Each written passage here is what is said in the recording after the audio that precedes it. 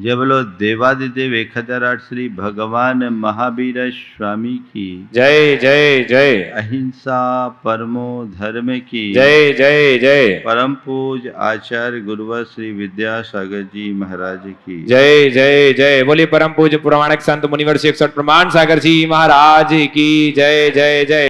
भावात्मक पाप हमारा पतन कराता है। हमें पाप की क्रिया के साथ साथ पाप भाव से बचने का पूर्ण प्रयास करना चाहिए।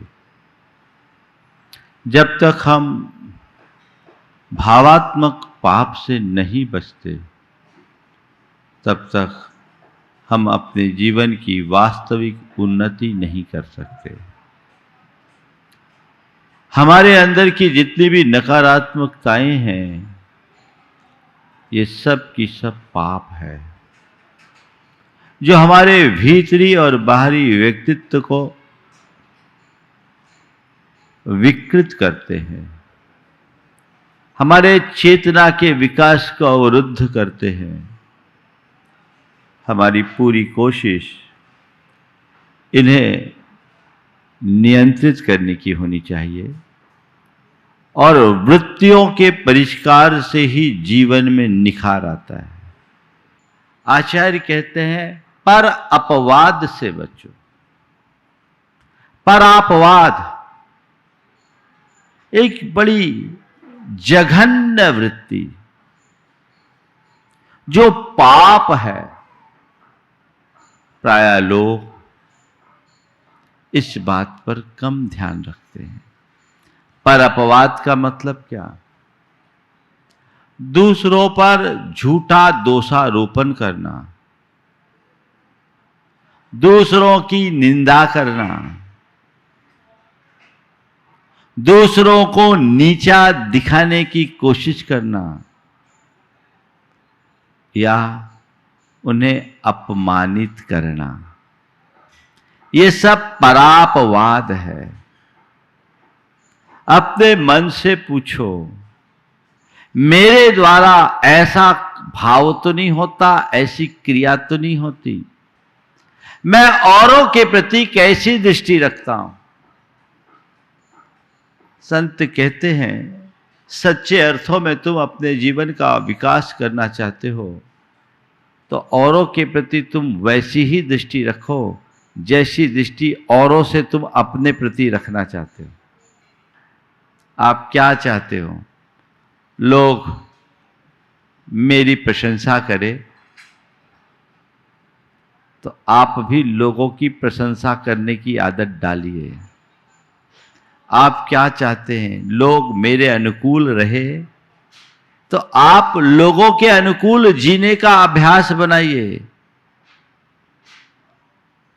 आप क्या चाहते? लोग मुझे सहयोग दे तो आप लोगों को सहयोग देने की आदत डालिए। जैसा व्यवहार आप लोगों से अपने प्रति चाहते हैं वैसा ही व्यवहार आपको लोगों के प्रति करना चाहिए। ये धर्म का सबसे व्यवहारिक स्वरूप है। बात पर अपवाद की है, दूसरों पर झूठा दोषारोपण प्रायः लोग करते हैं। अपने मन से पूछो, मैंने अपने जीवन में आज तक किसी पर मिथ्या दोषारोपण किया या नहीं किया? अगर देखोगे ना तो इसका कोई ना कोई रूप तुम्हारे साथ जुड़ेगा और कुछ रूप तो ऐसा है जो रोज जुड़ता है। पर अपवाद ये पाप है। इस बात को हृदय में बैठाना है। इसका पहला रूप झूठा दोषारोपण, मिथ्या दोषारोपण। आजकल ऐसा होता है, कहीं पर भी किसी के लिए भी कोई भी अपवाद की बात कर दो और आरोप लगा दो। और आजकल तो सोशल मीडिया इसकी जड़ बन गई। अपनी बात कह के निकल जाओ, सही है गलत है हमें उससे मतलब नहीं, पर इससे सामने वाले को कितनी वेदना होती है, कैसा कष्ट होता है, उसके बारे में किसी ने सोचा? ये एक प्रकार की हिंसा, इसलिए पाप है। कभी भूल करके भी परअपवाद मत करो। लेकिन कुछ लोग हैं जो आदतन ऐसा करते हैं और कुछ लोग हैं जो अपने अहम के कारण ऐसा करते हैं। आदतन करने वाले बड़े निकृष्ट किस्म के लोग होते हैं। मैं तो कहता हूं उन लोगों से सुरक्षित दूरी बना करके रखना जो दूसरों के ऊपर दोषारोपण करते हैं या दूसरों की बुराई करते हैं। दोषारोपण, किसी के ऊपर कुछ भी आरोप लगा देना, वे लोग होते हैं जो आग लगा के तमाशा देखते हैं। उनका काम केवल इतना है, अगरबत्ती लगा दो, विस्फोट होगा, मजा लो। सत्यता से परे कुछ भी बात लोग कह देते हैं। और कभी कभी तो बेबुनियाद क्या, ऐसी बातें बेबुनियाद होती ही है। हमारे सामाजिक कार्यकर्ताओं पर इस तरह के एलिगेशंस बहुत लगते हैं। अपवाद लगाने वाले लोग हैं, योगदान देने वाले कम, लेकिन अपवाद लगाने वाले लोगों की भरमार है। कई लोगों का मन इससे टूटता है और उसके कारण नई पीढ़ी भी विमुख हो जाती। एक स्थान पर मैं था, देखिए कैसे लोग अपवाद करते हैं। एक भाई आया, एक गौशाला हमारी प्रेरणा से खुली थी। 1998 में गौशाला खुली और मैं उससे अब पूरी तरह अपडेट था। बहुत व्यवस्थित गौशाला चल रही थी। एक भाई आया और मुझसे कहता, महाराज गौशाला में तो करोड़न को घोटालो है। बुंदेलखंड की बात है, गौशाला में करोड़ों का घोटाला है। मैं जान रहा था कि ये आदमी बेबुनियाद बात कर रहा है और द्वेषवश कर रहा है। मैंने उससे कहा, भैया तुम इतनी सारी बातें कर रहे हो, तुम्हारे पास इसका कोई प्रमाण? महाराज पक्को सबूत है। ठीक, संयोग उसी समय गौशाला के अध्यक्ष, मंत्री, कोषाध्यक्ष और उपाध्यक्ष, चारों प्रमुख पदाधिकारी हमारे दर्शन के लिए आ गए। वो व्यक्ति वहीं बैठा। मैंने पूछा, भाई ये बताओ तुम्हारी गौशाला में अब तक कितना ट्रांजैक्शन हुआ है? बोला कुल 87 लाख का। ट्रांजैक्शन कितने का हुआ है? कुल 87 लाख का। बोले अच्छा, किया क्या क्या है? बोला 27 एकड़ जमीन खरीदी, उसकी बाउंड्री की, 10 काऊ शेड बनाया। बोले भी गायें कितनी हैं? बोले 1200 गायें अभी संरक्षित हैं। कितने दिन हो गए? बोले महाराज जी 98 और 2001 आप हिसाब लगा लीजिए, 3 साल हो गए। हमने कहा ये बताओ भाई, वो व्यक्ति बैठा वहीं, उसकी तो हवाइयाँ और उड़ रही। हमने अभी स्थिति क्या है? तो कोषाध्यक्ष ने कहा, महाराज जी 10 लाख रुपया का ओवरड्राफ्ट है, मेरे रुपए लगे हुए हैं, भूसा के लिए पैसा नहीं था, मैंने गांठ से लगा दिया। मैंने उस व्यक्ति की तरफ देखा और कहा, भैया तुम तो कह रहे थे करोड़ों का घोटाला है और कुल ट्रांजैक्शन ही 87 लाख का हुआ। इतनी सब चीजें क्या हवा में हो गई? उसकी तो हवाइयां निकलने के लिए। हम बोले आज के बाद कभी किसी के प्रति ऐसे शब्दों का प्रयोग मत करना। ऐसा करके तुम कितना पाप कर रहे हो तुम्हें पता है? निराधार हमने सुनी है, तो सुनी सुनाई बातों को कहने से क्या मजा? इस तरह के अपवाद नहीं करना। समाज में, परिवार में, मित्रों के मध्य, पर क्या बताऊं, अब तो लोग संतों को भी नहीं छोड़ते। संतों के संदर्भ में भी कुछ भी बातें कह दे, झूठी बातें, आधारहीन बातें, बेबुनियाद बातें, ये घोर नीच कर्म है। एक संकल्प लो कि मैं कभी भी किसी पर अपवाद नहीं लगाऊंगा, परापवाद यानी झूठा दोषारोपण नहीं करूंगा। 4 चरण है, चारों से बचना मुझे। हमारा धर्म तो कहता है कि किसी में बुराई दिख भी जाए तो उस बुरे को भी सीधे सीधे बुरा मत कहो, उसके प्रति सतर्क रहो, सावधान रहो, ये बात अलग है, लेकिन बुराई की चर्चा भी मत करो। इससे अपने आप को बचा करके निकालो। एक संकल्प लो कि मैं पर व्यक्ति के ऊपर कोई भी दोषारोपण नहीं करूंगा। कम से कम इतना तय कर लो, जब तक उसका ठोस आधार न हो तब तक न तो कोई धारणा बनाऊंगा न किसी से चर्चा करूंगा। आप लोग क्या करते हो? एक सोशल मीडिया में कोई मैसेज आता है, बिना पढ़े फॉरवर्ड कर देते हो, करते हो? ये पापाश्रव का बहुत बड़ा निमित्त है। व्यक्तिगत रूप से व्यक्ति का सोच बिगड़ता है, पाप का आश्रय होता है और समाज का सौहार्द खंडित होता है, समाज का वातावरण बिगड़ता है। ऐसे लोग ये नहीं सोच पाते कि ऐसा करके मैं अपना और समाज का कितना बड़ा नुकसान कर रहा हूं। सहयोग करने की बात तो दूर, इस तरह के व्यवहार से सामने वाले पर मिथ्या लांछन लगाने का परिणाम भयानक होता है। सीता के जीव ने अपने पूर्व भाव में एक मुनि महाराज एक आर्यिका को एकांत में बात करता देखकर केवल ये सोचा था कि इनका कुछ चल रहा है, जबकि वे दोनों पवित्र थे और रिश्ते में सगे भाई बहन थे,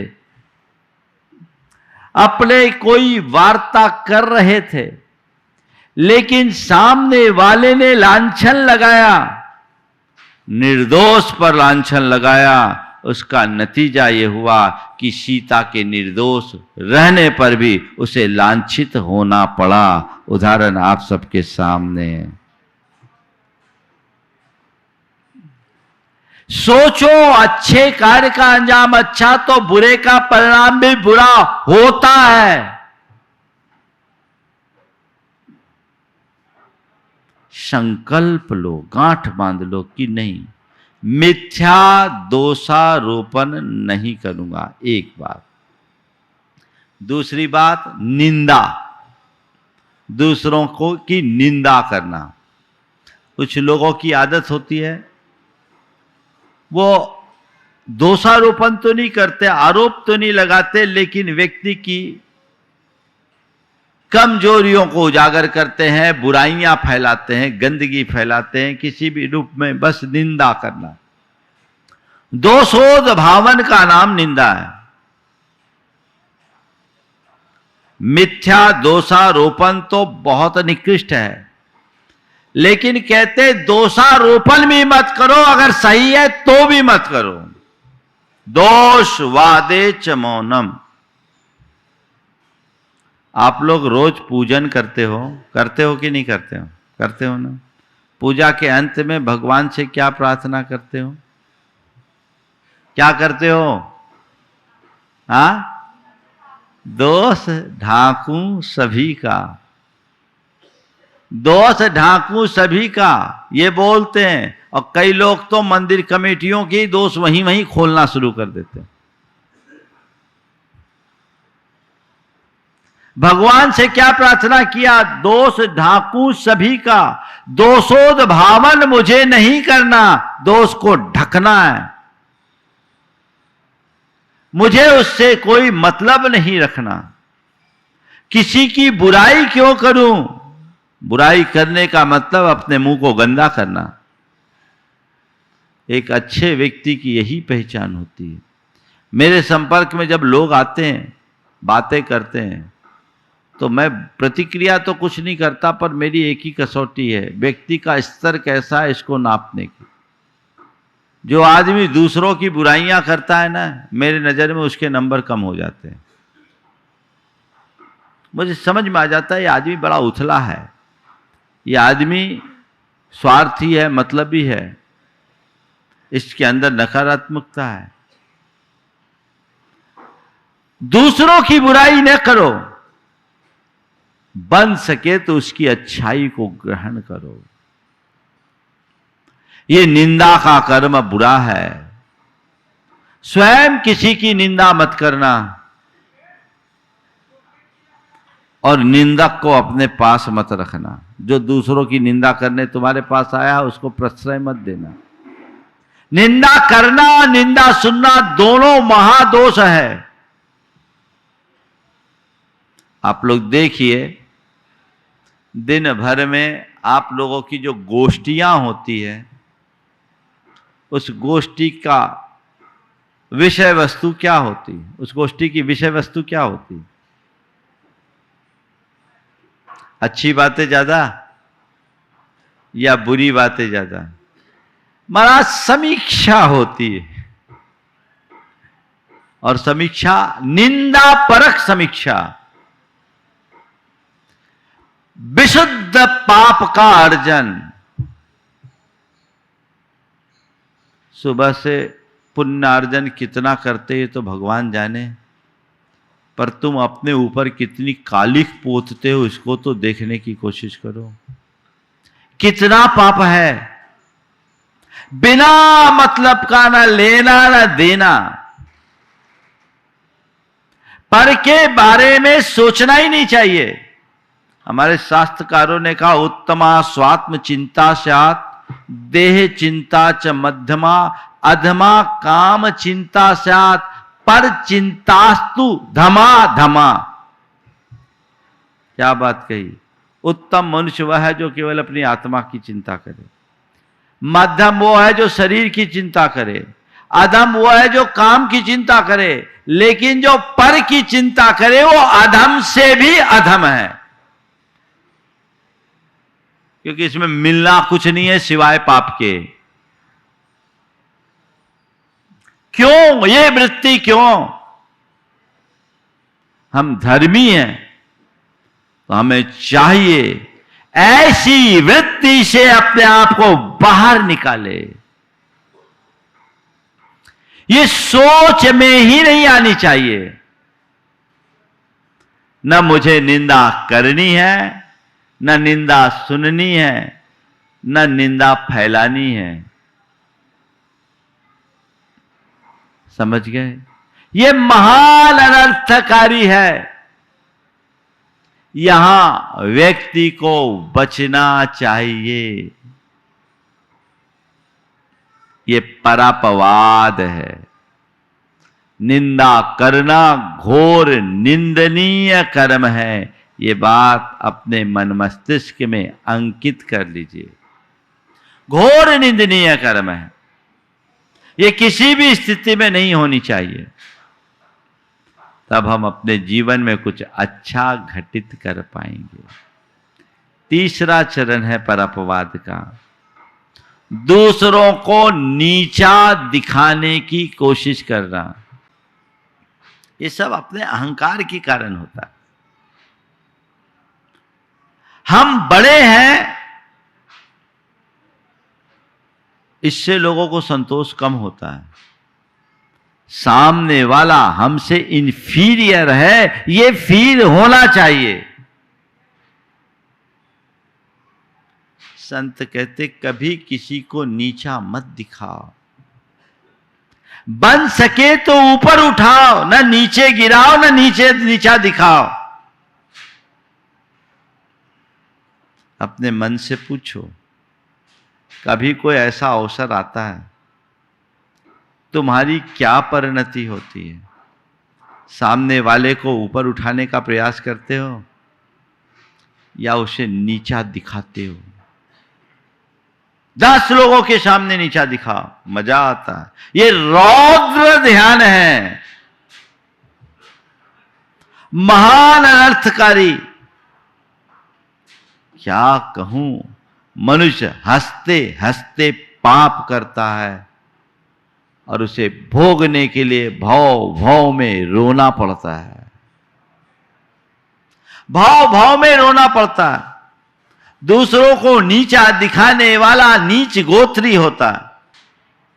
क्यों किसी को नीचा दिखाओ, क्यों किसी को नीचा गिराओ? बनते कोशिश, खुद उठो, औरों को उठाने की कोशिश करो। और कभी कभी मामला बिल्कुल उल्टा हो जाता है। नीचा दिखाने की कोशिश करने वाले को कभी कभी ऐसी स्थिति से गुजरना पड़ता है कि फिर कभी सिर भी नहीं उठा पाता। मैं एक ऐसे व्यक्ति को जानता हूं जो बड़ा साधारण हैसियत का आदमी था, विनम्र, मृदुभाषी और मिलनसार था। हैसियत सामान्य थी, छोटे से किराने की दुकान से अपना काम चलाता था। उसका जो पड़ोसी था वो थोड़ा पैसे वाला था, पर जितना पैसा था उससे ज्यादा उसके मन में अभिमान था। वो अपने पड़ोसी को कुछ गिनता ही नहीं था। उसे लगता था कि इनका कोई मेरे आगे स्टेटस ही नहीं है, मेरे आगे कुछ लगता ही नहीं। और चाहे जब उसे नीचा दिखाने की कोशिश करता था, कोई भी मौका बेमौका उसे नीचा दिखाने की कोशिश करता, और वो व्यक्ति बड़ी विनम्रता से अपनी गलती को स्वीकार करता, भैया माफ करो, हम क्या करें, हमारे साथ ऐसा नहीं होता। लेकिन कहते सब दिन एक समान नहीं होते। संयोग ऐसा हुआ कि उसका बेटा पढ़ लिख गया और पढ़ करके आईएएस ऑफिसर हो गया, आज भी ऑफिसर है। अब सामने वाला घबराए, जिसका बेटा ऑफिसर हो गया, आईएएस बन गया, तो उसकी हैसियत तो सब समझते क्या होगी। आईएएस ऑफिसर हुआ, सामने वाले को अब पूरा उसका व्यवहार बदलने लगा। अब सामने वाला उसकी प्रशंसा करने लगा और मन ही मन डर लगने लगा कि मेरे इस दुर्व्यवहार का मुझसे बदला न ले।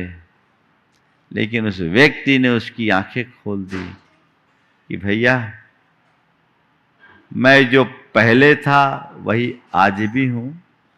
तुम अपना नजरिया बदले हो, पर मैं तुमसे केवल इतना कहना चाहता हूं, किसी भी व्यक्ति का आकलन उसके बाहरी स्टेटस से मत करो, आंतरिक गुणों से करो। ये न तो कल था न आज रहेगा, कोई इसका भरोसा नहीं। आपने जो किया वो आप जाने। लेकिन एक बात ध्यान में रखना, दिन सबका बदलता है, दिन सबका बदलता है। उसका बेटा जिसने अपने पिता के इस अपमान को देखा था, भोगा था, उसके हृदय में बड़ा आक्रोश था। वो चाहता था कि सामने वाले को सबक सिखाया जाए। लेकिन उसके पिताजी पूरे धर्मी, उन्होंने अपने बेटे को समझाया, मुझसे कहलवाया, महाराज जी से कहिए अपनी सोच अच्छी रखे, वो तो केवल निमित्त था, हमारा तो काम अपना हो गया। सोच, दूसरों को नीचा दिखाने का प्रयास कभी मत करना और किसी को नीची दृष्टि से देखना नहीं। हो सकता कल वो तुम्हारा बाप बनकर तुम्हारे सामने खड़ा हो जाए और तुम्हें हाथ जोड़ने को मजबूर होना पड़े। मैथिली चरण गुप्त की ये पंक्तियां बहुत सार्थक है। जो आज एक अनाथ है, नरनाथ कल होता वही। जो आज एक अनाथ है, नरनाथ कल होता वही। जो आज उत्सव मग्न है, कल शोक कर रोता वही। ये जीवन की वास्तविकता है। ये अभिमान क्यों? तो तीसरा रूप है पर अपवाद का, किसी को नीचा दिखाने की कोशिश करना। और चौथा रूप है किसी को अपमानित करना। ये घोर अधर्म है। कभी किसी की इंसल्ट मत करो, किसी को अपमानित मत करो। तुम कितने भी बड़े हो, ध्यान रखना, विनम्रता को जीवन का आदर्श बनाकर चलना चाहिए। और विनम्रता का अर्थ केवल ये नहीं कि बड़ों का सम्मान करें। विनम्रता की पहचान ये है कि छोटों का भी मान रखे। जो व्यक्ति अंदर से बड़े होते हैं वे बड़ा विनम्र व्यवहार करते हैं। छोटा आदमी का भी मान रखते, कभी किसी का अपमान नहीं, और अपमान परक शब्दों का प्रयोग नहीं करते। ये पाप है, इससे हमें बचना है। ये 4 रूप है पाप के, और हमें चारों रूपों से बचना है। अब सवाल है ये इनसे बचा कैसे जाए। तो इनका सबसे बड़ा कारण है अहंकार। ये सब चीजें अहम वश होते हैं। अहम और द्वेष ये 2 ऐसे कारण हैं जिसके कारण व्यक्ति पर अपवाद करता है।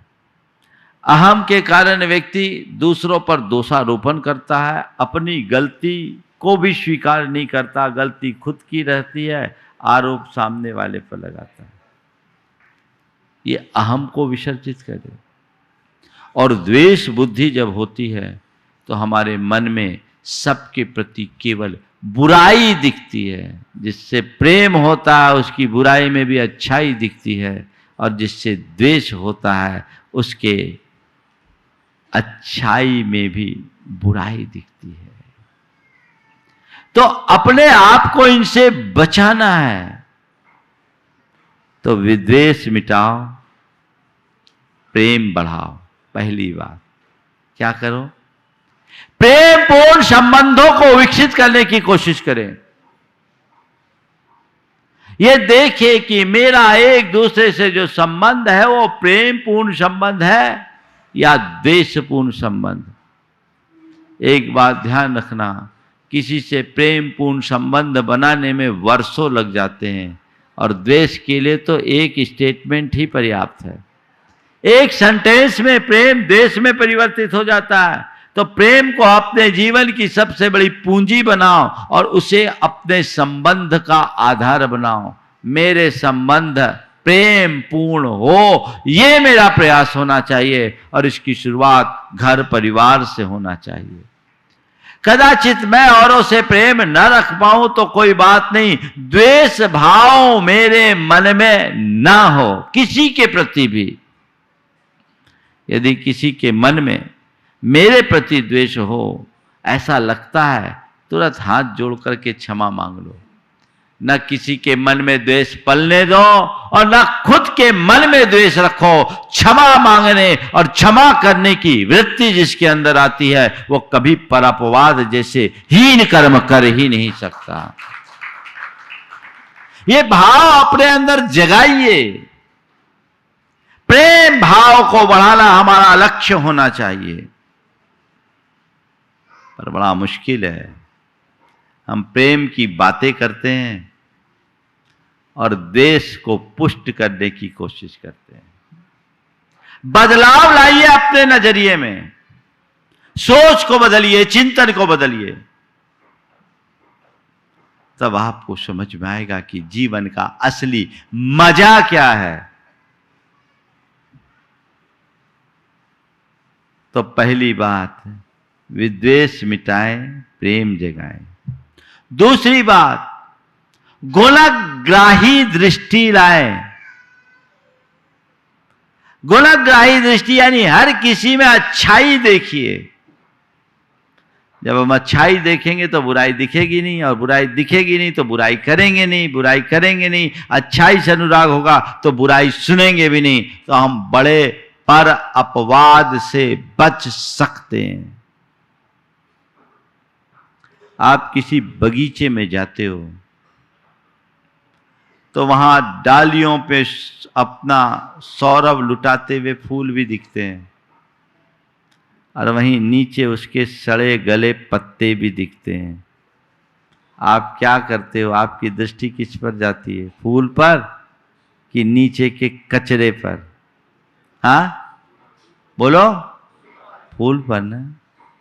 तो संत कहते हैं जैसे किसी बाग में जाते हो तो अपनी दृष्टि केवल फूल पर केंद्रित रखते हो, ऐसे ही जीवन की बगिया में भी केवल फूल चुनो, बाकी चीजों को नजरअंदाज करो। अच्छाई देखो, अच्छाई फैलाओ, बुराई न देखो न बुराई को फैलाओ, क्योंकि ये एक गंदा कर्म है। निंदा किसी की मत करो, ये महान अनर्थकारी है। इसका परिणाम क्या होगा कोई नहीं जाने। कभी कभी किसी को इसी जन्म में मिलता है, और नहीं मिले तो भवांतर में तो मिलेगा ही, और उसका खुद का चिंतन तो विकृत हो ही जाता है, जीवन बर्बाद होता है। यहां बचें, निंदा से बचना है तो क्या करना है? गुणग्राही बनना है। अच्छाई देखो, बुराई मत देखो। लेकिन लोगों को अपनी सैकड़ों बुराइयां नहीं दिखती और सामने वालों की एक अच्छाई नहीं दिखती। एक बार चलनी ने सुई से कहा, चलनी है ना, चलनी ने सुई से कहा, अरे बहन देख तो तेरे मुंह में छेद है। क्या कह रही है चलनी? बहन देख तो तेरे मुंह में छेद है। चलनी ने विनम्रता से कहा, ठीक कहती बहन। सुई ने विनम्रता से कहा, ठीक कहती हो बहन, मेरा तो एक छेद है, खुद में तो झांक, तेरा तो पूरा शरीर छेद का है। दोष पराए बोल कर चलत हसंत हसंत, दोष पराए बोलकर चलत हसंत हसंत, और खुद के याद न आवही जाके आदि न अंत। अपने गिरेबान में झांक कर देखो, दूसरों का अगर देख सको तो अच्छा देखो। गुणग्राही दृष्टि पर अपवाद से अपने आप को बचाएगी, और फिर किसी को नीचा न दिखा करके खुद को आगे बढ़ाने में शक्ति लगाओ, यानी अपनी लाइन लंबी करें। क्या करें? अपनी लाइन लंबी। ईर्ष्या, विद्वेष, अहम, संकीर्ण मानसिकता, ये सब चीजें पर अपवाद के लिए प्रेरित करती है, उसे मिटाना है। प्रेम भाव रखो, विनम्रता रखो, गुणग्राही बनो और अपनी लाइन लंबी करो। आज लोग अपनी ताकत खुद की लाइन लंबी करने में कम, दूसरों की लाइन को काटने में ज्यादा लगाते हैं। अरे जितनी शक्ति दूसरे की लाइन छोटी करने में लगा रहे हो, उतनी शक्ति अगर अपनी लाइन को लंबी करने में लगा लो तो बड़ा मजा ही कुछ और होगा। दो भाई, एक भाई ने छोटे भाई से चीटिंग कर ली, देखो क्या होता है, और सकारात्मक सोच का अंजाम क्या होता है। छोटे भाई से चीटिंग की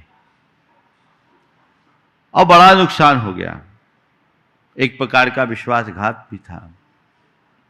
छोटे भाई के बेटे ने कहा कि बड़े पापा पर केस कर दिया जाए, हम लोगों के साथ बड़ा अन्याय हुआ है, ये ठीक नहीं। और केस करने पर सामने वाला संगीन आरोपों में घिरता भी, एविडेंस पूरे थे, लेकिन जो बात कही वो बहुत ध्यान रखने योग्य है।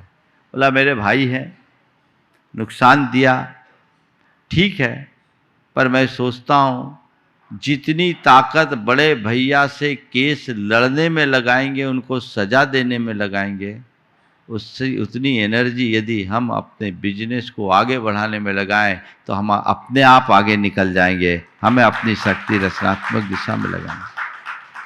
वह लड़ करके हम क्या पाएंगे? वो अपनी करनी का फल खुद भोग लेंगे। हमें क्या करना है?